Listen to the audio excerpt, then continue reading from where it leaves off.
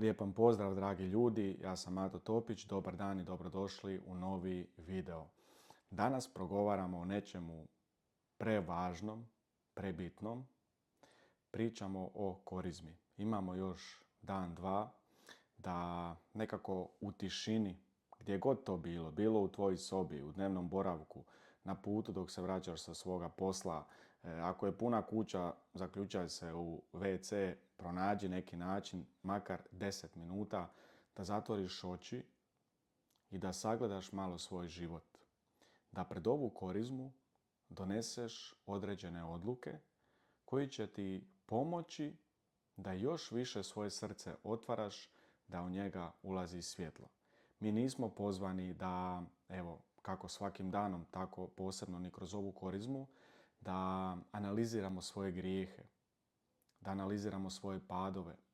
Kada ulazimo evo u taj jedan koštac sa time, jako često izlazimo obeshrabreni, poraženi, pa ponekad se ukorijenimo u još nešto dublje, već da ovu korizmu naš fokus bude na svjetlu. Dakle, nebitno koliko mraka je u tvojoj prostoriji, digni te roletne, pusti da zraka svjetlosti uđe. Ako imaš problem sa tjelesnošću, s bludnošću, nemoj ulaziti sada hrvat se s time, već promatraj, razmišljaj čednost, čistoću, lijepotu čistoće, lijepotu slobode da svome tijelu možeš reći ne, a sve i puno tih malih ne jednoga dana radi velikog da.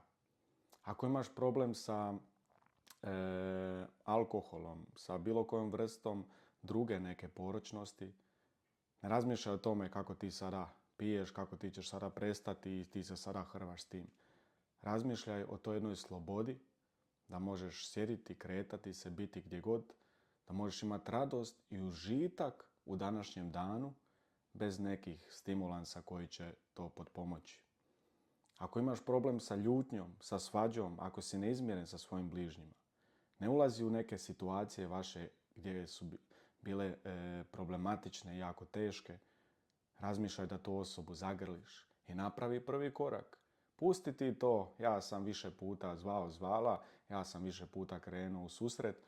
Napravi opet prvi korak. Kako Bog s nama? Kada bi postupao s nama samo po pravednosti, kada ne bi bilo milosrđa, rijetko ko od nas bi mu se mogao bar malo približiti, jer smo slabi, jer smo grešni. Ova korizma nam nudi mogućnost i poziva nas da još dublje zaranjamo u Kristovo srce. Unutar našega srca da uranjamo u Kristovo srce. I da donosimo odluke i promjene u našemu životu. Znaš ono kako kažu, evo to više ove mlade generacije, ja isto kad to čujem, općenito te neke engleske izraze, meni ne bude dobro. Ali evo stalno u zadnje vrijeme čujem to wifey material, kao materijal za ženidbu, kao za ženu. Kada je žena kvalitetna. Evo, mi smo materijal za nebo. Mi smo satkani i stvoreni na ovoj zemlji kao ne samo materijal, to je onako više parafraziranje. Mi smo oni koje je Bog stvorio za vječnu ljubav, za vječnu slobodu i da u slobodi se za tu slobodu opredjeljujemo za nebo. Stvoren si da gradiš, da stvaraš, da u tvome životu bude odanost, čast, poštenje, dostojanstvo i dostojanstven život. Da krčimo, pa možda i neistražene i neprokrčene puteve. Da stvaramo, da se nikoga i ničega ne bojimo. Da plamen i vatra u našem srcu bude jedna buktinja. Da svatko ko u blizini nas je, da se i on ugrije od te topline.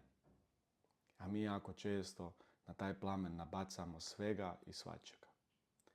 I onda se čudimo zašto u životu ništa ne ide, zašto ne vidim svoj put, zašto ne znam što trebam učiniti, zašto ne mogu pobijediti na određenim područjima. A sve se to događa bez našeg angažmana, bez našeg izdvojenog vremena, da dopuštamo da to svjetlo od Boga dopire do našeg srca i onda da nas na taj način može i mijenjati. I evo, podijelit ću s vama još jedno svjedočanstvo, vjerujem da može biti na blagoslov. Jedan period sam baš bio zašao, kako to znaju reći, u jedan ćorsokak. Kao da sam bio stjeran u kut, ne vidiš ništa pred svojim nosom, gdje ići, što učiniti. Bože, zar si se i ti sakrio? Jedan besmisao. I molio sam, pokušao sam ući malo dublje u to zašto se to događa. I dođe mi u srcu onako kristalna jedna rečenica: vrati se kući i naći ćeš svoj put. Ja sam to pohranio u svome srcu, onako dosta me je prodrmalo. 2-3 tjedna nakon toga ja sam išao u posjet svojoj obitelji u Njemačku i pričam sa tatom i baš nešto njemu onako malo pojadam. Kaže on meni: Mato, samo se vrati kući i naći ćeš svoj put. Točno one riječi koje sam ja čuo u svome srcu. I tu su me onako prošli trnci i podijelio sam onda to i sa svojim ocem, evo što sam ja čuo nešto malo prije.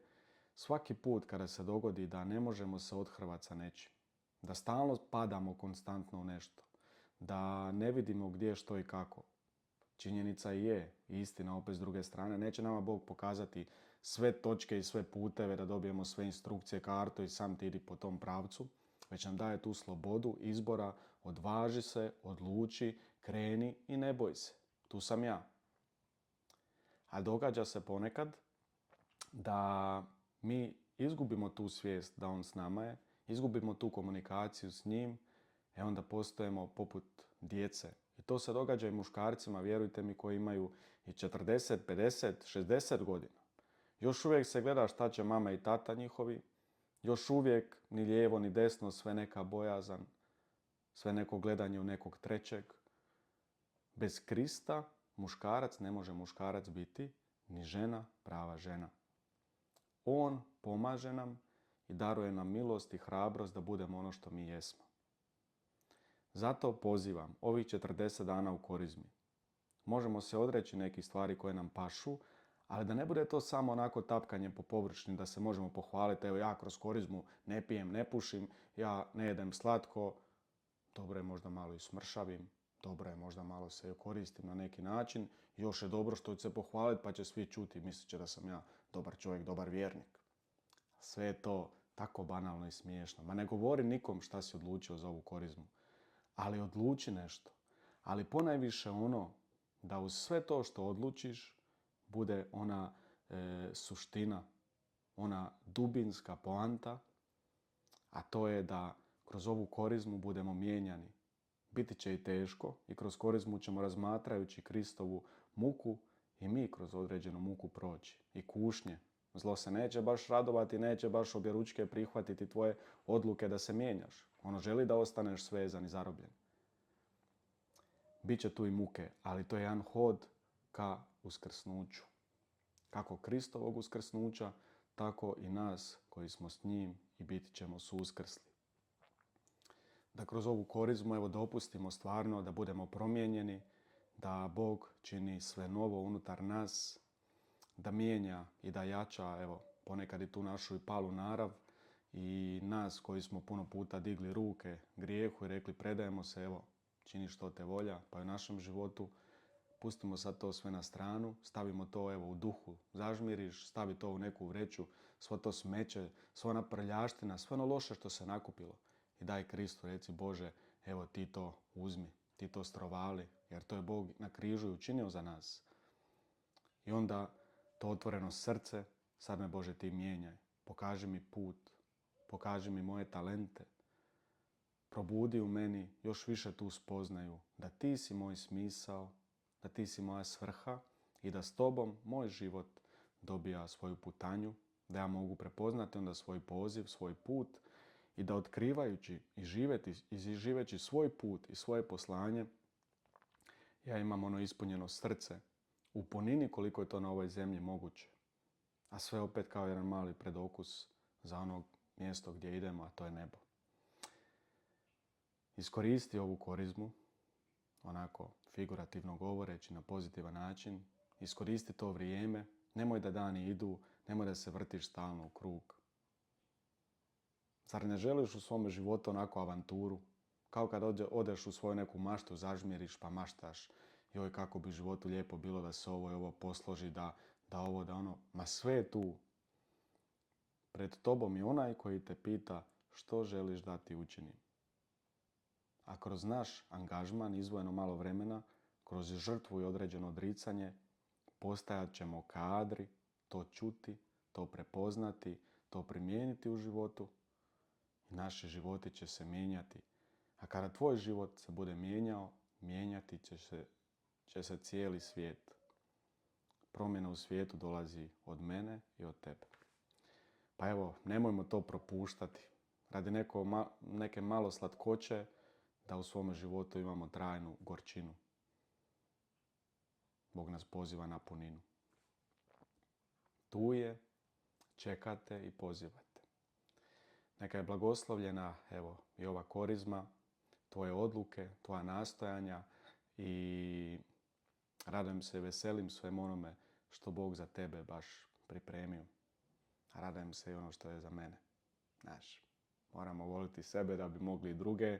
I radujem se, evo, kad i kroz sve ono što radim, vidim i kroz sebe puno puta kako Bog daruje, kako Bog radi, kako Bog čini. I to mene onda još više mijenja. Ali evo poziv, molite i vi za mene, ja ću za vas.